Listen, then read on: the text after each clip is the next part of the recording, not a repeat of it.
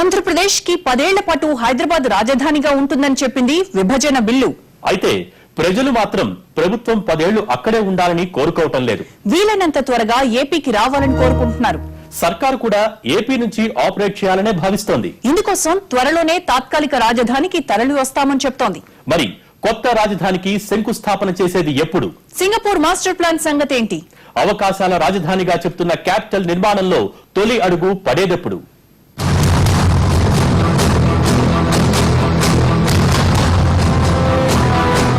ఆంధ్రప్రదేశ్ లో ప్రభుత్వం ఏర్పడి జూన్ నాటికి ఏడాది పూర్తవుతుంది. ఈ ముహూర్తానికి రాజధానికి కొబ్బరికాయ కొట్టాలని భావిస్తున్నారు ప్రభుత్వ పెద్దలు.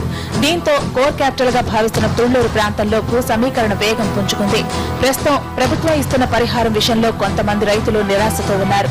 పరిహారం ప్యాకేజ్ లో మార్పులు చేస్తే ల్యాండ్ పూలింగ్ మరింత వేగం పుంజుకునే అవకాశం ఉంది.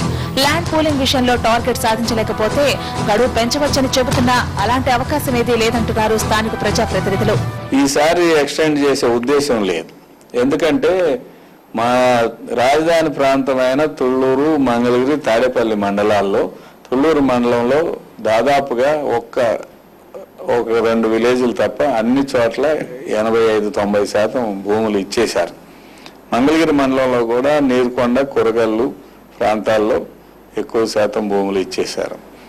తాడేపల్లి మండలంలో ఉండవల్లి, పెనుమాక గ్రామాల్లో మాత్రమే కొద్దిగా రైతులు సందిగ్ధంగా ఉన్నారు.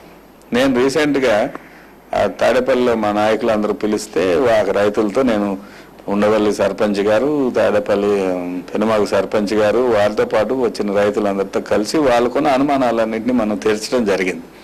వాళ్ళందరూ ఒక రకంగా ఏం అడిగారంటే, సార్ మేము ఇంతకుముందు కొద్దిగా అటు ఇటుగా ఆలోచించిన మాట వాస్తవం, కొద్దిగా టైం పెంచితే మేము కూడా ఖచ్చితంగా ఇస్తాం, ఇవ్వడానికి కూడా మేము మానసికంగా సిద్ధపడటానికి మాకు కొంత సమయం కావాలని అడిగారు. ఇదే విషయాన్ని నేను ప్రభుత్వం దృష్టికి తీసుకెళ్లడం జరిగింది. ప్రభుత్వం కూడా సానుకూలంగా స్పందించారు. ఇదే ఆఖరి అని చెప్పి ప్రభుత్వం సైడ్ నుంచి కూడా నాకు ఇన్ఫర్మేషన్ ఉంది. ఎందుకంటే ఇలా పెంచుకుంటూ పోవటం కూడా కరెక్ట్ కాదు. ఎందుకంటే జూన్ నాటికి దీని మీద ఒక స్పష్టత రావాలి. మాస్టర్ ప్లాన్ కూడా జూన్కు వచ్చేస్తుంది. ల్యాండ్ పూలింగ్ ప్రక్రియ పూర్తయితే జూన్ లోనే రాజధాని నిర్మాణానికి శంకుస్థాపన జరగనుంది. ముఖ్యమంత్రిగా ప్రమాణ స్వీకారానికి దేశంలో ప్రముఖ నాయకులను పిలిచి హంగామా చేసిన ముఖ్యమంత్రి చంద్రబాబు రాజధాని శంకుస్థాపన కార్యక్రమాన్ని అంతకంటే గొప్పగా చేయాలని భావిస్తున్నారు. ఈ కార్యక్రమంతో దేశంలో పారిశ్రామికవేత్తలను రాష్ట్రం వైపు ఆకర్షించాలనేది ఆయన ఆలోచనగా కనిపిస్తోంది. రాజధాని నిర్మాణానికి 15 నుంచి 20 వేల కోట్ల రూపాయలు ఖర్చవుతుందని ప్రాథమిక అంచనా. ఇది మరింత పెరిగే అవకాశాలే ఎక్కువ ఉన్నాయి. రెట్టింపైనా ఆశ్చర్యపోవాల్సిందే ఏమీ లేదు. రాజధాని భూసేకరణ అంశం ఒక కొలిక్కి వస్తున్న నేపథ్యంలో ఏపీ ప్రభుత్వం క్యాపిటల్ నిర్మాణంపై దృష్టి పెట్టింది. తుళ్లూరు పరిసర ప్రాంతాలను ఇప్పటికే క్యాపిటల్ గా ఎంపిక చేసినటువంటి రాష్ట్ర ప్రభుత్వం ఇక్కడ కోర్ క్యాపిటల్ నిర్మాణానికి సంబంధించినటువంటి అంశంపై కసరత్తు చేస్తా ఉంది. ఇక్కడున్న పొలాలన్నింటిలో కూడా రానున్న రోజుల్లో భారీ భవంతులు రానున్నాయి. ఆంధ్రప్రదేశ్ రాష్ట్రానికి ఈ ప్రాంతం రాజధాని ప్రాంతంగా వెలసిల్లబోతా ఉంది.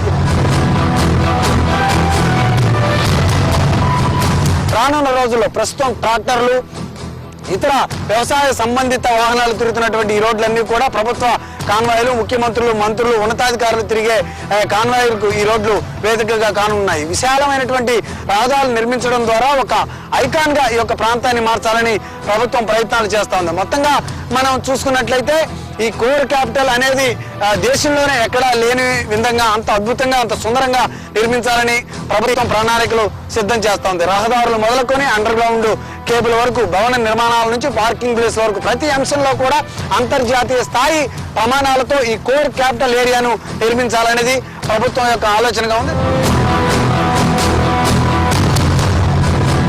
రాజధాని నిర్మాణానికి అవసరమైన నిధులు కేంద్రం ఇస్తుందని ఆంధ్రప్రదేశ్ ఆశగా ఉంది. అయితే గత అనుభవాలు చూస్తే కేంద్రం నుంచి ఎక్కువ స్థాయిలో నిధులు ఆశించడం కష్టమే. నయా రాయ్పూర్ నిర్మాణానికి కేంద్రం ఇస్తామని చెప్పిన దానికి, ఇచ్చిన దానికి మధ్య చాలా తేడా ఉంది. కేంద్రం అడిగినన్ని నిధులు ఇవ్వకపోయినా రాజధాని పూర్తి చేసే కోణంలోనూ ప్రణాళికలు రచిస్తున్నారు. మాస్టర్ ప్లాన్ తయారు చేయడంతో పాటు రాజధాని నిర్మాణంలో కూడా సింగపూర్ భాగస్వామి కానుంది. ఇక కోర్ క్యాపిటల్ వెలుపల చేపట్టే నిర్మాణాల్లో జపాన్ భాగస్వామి కానుంది.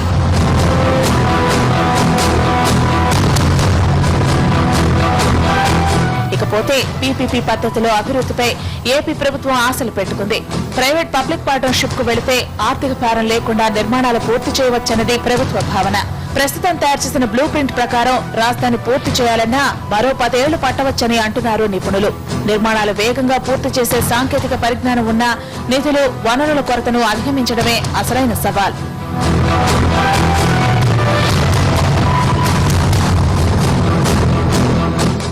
రాజధాని నిర్మాణానికి ఇంత హడావిడి కసరత్తు అవసరమా? ప్రతిపక్షాల నుంచి ఇలాంటి ప్రశ్నలే వస్తున్నాయి. 4 బిల్డింగులు కట్టుకుని అందులోనే అసెంబ్లీ, సచివాలయం పెట్టుకుంటే సరిపోదా అనే సెటైర్లు తక్కువేమీ కాదు. అయితే ఎవరేమన్నా ఏమనుకున్నా రాజధాని విషయంలో రాజీ పడకూడదు అనే పట్టుదలతో ఉంది ఆంధ్రప్రదేశ్ ప్రజానీకం. క్యాపిటల్ నిర్మాణంలో అత్యంత కీలకమైంది మాస్టర్ ప్లాన్ డిజైనింగే. మాస్టర్ ప్లాన్ తో పాటు దాన్ని ఎప్పట్లోగా పూర్తి చేయాలి, ఎలా పూర్తి చేయాలి అనే దానిపైన స్పష్టత అవసరమంటున్నారు నిపుణులు. మరి దీనిపై ప్రభుత్వం కసరత్తు చేస్తుందా? ఇది ఇవాల్టి రాజధాని report special. Keep watching NTV.